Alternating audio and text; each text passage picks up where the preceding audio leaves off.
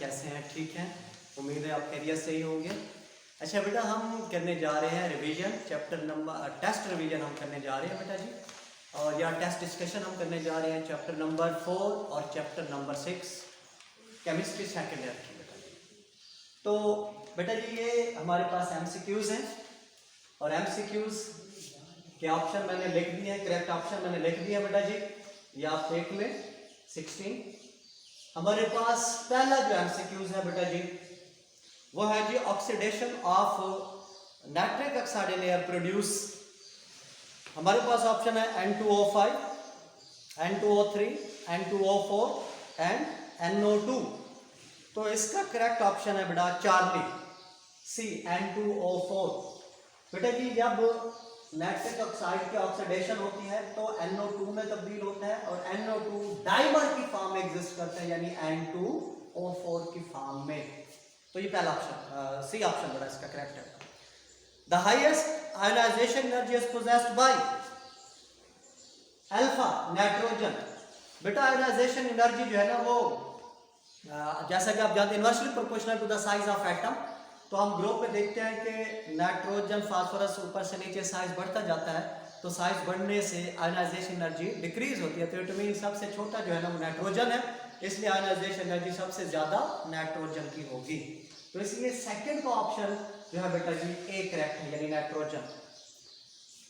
Next है जी 3 हमारे पास है जी लाफिंग गैस इज केमिकली, इसको N2O जी डाई नाइट्रोजन ऑक्साइड कहते हैं बेटा जी इसको, या नाइट्रस ऑक्साइड भी कहते हैं इसको। ये फार्मूला है लाफिंग गैस का।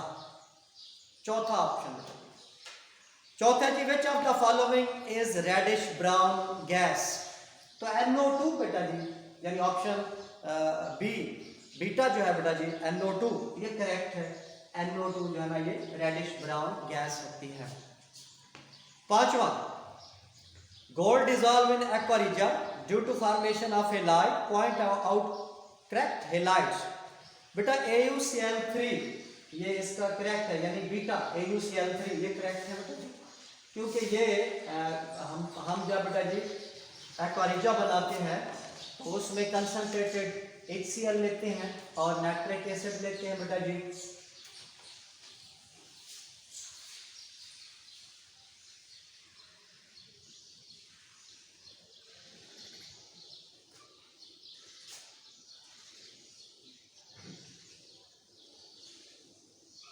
नाइट्रोसाइल क्लोराइड क्लोरीन और प्लस 2H2O।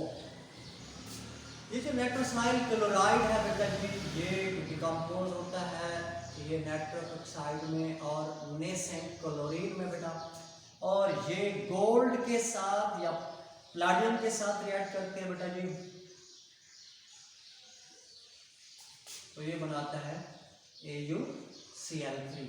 तो ये सॉल्युबल साल्ट असल में बनाते हैं और इसलिए जो है ना ये गोल्ड और प्लैटिनम जो है ना वो डिसॉल्व हो जाता है केस में एक्वा रिजिया में। तो करेक्ट है जी AuCl3 जी। छठा है जी the anhydrides of nitric acid is. बेटा जी नाइट्रिक एसिड का जो है ना वो एनहाइड्राइड है जी, ये हमारे पास चार्ली यानी N2O5।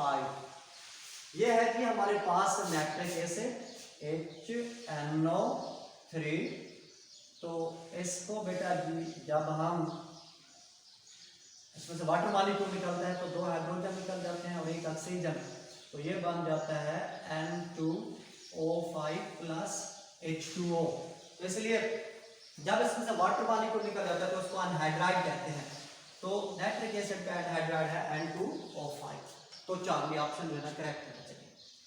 सातवां, विच of the following metal give hydrogen gas with nitric acid.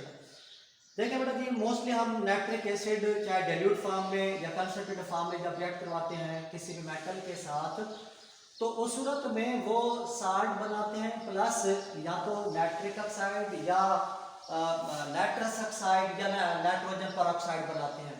लेकिन मैग्नीशियम और कैल्शियम ऐसी मेटल है बेटा जी जो कि नाइट्रिक एसिड के साथ जब रिएक्ट करती हैं तो ये एक तो मैग्नीशियम नाइट्रेट बनाती है और प्लस H2 बना देती है। तो मैग्नीशियम जब नाइट्रिक एसिड के साथ रिएक्ट करता है बेटा जी तो मैग्नीशियम नाइट्रेट बनाता है और प्लस H2 गैस रिलीज होती है जी। आठवां हमारे पास है बेटा विच of the following phosphorus is most stable. तो हमारे पास इसके बेटा जी व्हाइट फास्फोरस है, रेड फास्फोरस है और ब्लैक, और सबसे ज्यादा स्टेबल जो है ना वो ब्लैक फास्फोरस है। नौवां जो है बेटा जी हमारे पास the catalyst used in manufacturing of sulphuric acid by contact process is vanadium pentoxide. चारवीं ऑप्शन बेटा इसका करेक्ट है। ओके जी। 10वां when sugar is treated with concentrated H2SO4 it become black due to. बेटा जब भी शुगर को कंसंट्रेटेड सल्फ्यूरिक एसिड के साथ रिएक्ट करवाते हैं तो ये sulphuric acid acting as dehydrating agent और ये शुगर से वाटर को जब रिलीज करते हैं तो बाकी कार्बन बच जाता है और कार्बन की वजह से शुगर क्या हो जाती है, ब्लैक हो जाती है। C12H22O11 कंसंट्रेटेड H2SO4 के साथ जब रिएक्ट कराते हैं बेटा जी तो 12 कार्बन और प्लस 11 H2O, तो ये कार्बन जो है इसकी वजह से ये ब्लैक बन जाते हैं। ओके।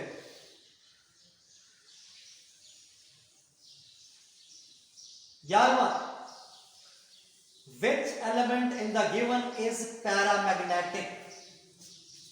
ये आयरन जो बेटा यहाँ पर जो ऑप्शन दिया गया है उसमें सेलेनियम है बेटा, ये डायमैग्नेटिक है, कॉपर है डायमैग्नेटिक है, जिंक डायमैग्नेटिक, आयरन जो है ना वो पैरामैग्नेटिक है बेटा क्योंकि इसमें d अनपेयर्ड इलेक्ट्रॉन्स मौजूद होते हैं। तो 12 है the strength of binding energy of transition element depends upon number of unpaired electron. जितने नंबर ऑफ अनपेयर्ड इलेक्ट्रॉन बढ़ते जाते हैं तो इनकी बाइंडिंग फोर्सेस बढ़ती जाती हैं। तो इस तरह से ये डिपेंड करता है upon the number of unpaired electrons, number of unpaired electron. तो बीटा ऑप्शन 12 का जो है ना बेटा जी करेक्ट है। 13 जो है बेटा जी ये the highest oxidation state of manganese in. ये बेटा ये देखें हमारे पास ऑक्सीडेशन स्टेट K2MnO4 है बेटा जी, हमारे पास KMnO4 है और M2O3 है और हमारे पास है MnO2। तो बेटा यहाँ पर इसके ऑक्सीडेशन स्टेट जब हम लिखते हैं तो आपको फार्मूला याद होगा कि पोटासियम कितने हैं, 2 हैं और एक ऑक्सीडेशन नंबर 1 है, मैंगनीज 1 है और इसका हमने ऑक्सीडेशन नंबर मालूम करना है, ऑक्सीजन बेटा जी 4 है और एक का क्या होता है -2 इज इक्वल टू 0। तो 2 प्लस मैंगनीज और -8 इज इक्वल टू 0। तो मैंगनीज इज इक्वल टू 8 - 2 तो Mn इज इक्वल टू हो जाएगा 6। KMnO4 जो है बेटा जी यहाँ पर हमारे पास यहाँ पर पोटासियम 1 है बेटा जी, तो इसलिए हम इसको 1 लिखेंगे और ये 1 हो जाएगा हमारे पास बेटा जी। तो इस सूरत में ये हमारे पास 8 - 1 तो ये हमारे पास 7 हो जाएगा। तो यहाँ पर इसका ऑक्सीडेशन स्टेट ये +6 है, यहाँ पर +7 है बेटा जी और यहाँ पर क्या हो जाएगा -6 और +6 और +3 हो जाएगा और यहाँ पर +4। तो इट मीन सबसे हाईएस्ट ऑक्सीडेशन स्टेट मैंगनीज की KMnO4 में है बेटा जी, KMnO4 में बीटा ऑप्शन। ओके जी। 13 के बाद बेटा जी 14 में जाए when transition metal atom replaces one another in the metallic lattice they form substitutional alloys। ये alloys बनाते हैं बेटा जी, तो C option is correct। 15 in galvanic cell if galvanic cell is established between the iron and zinc then zinc is corroded। बेटा जी देखें हमारे पास जो electrochemical cell बनता है तो उसमें दो मेटल्स होती हैं बेटा जी और उस मेटल में से एक लेस रिएक्टिव होती है और एक मोर रिएक्टिव होती है।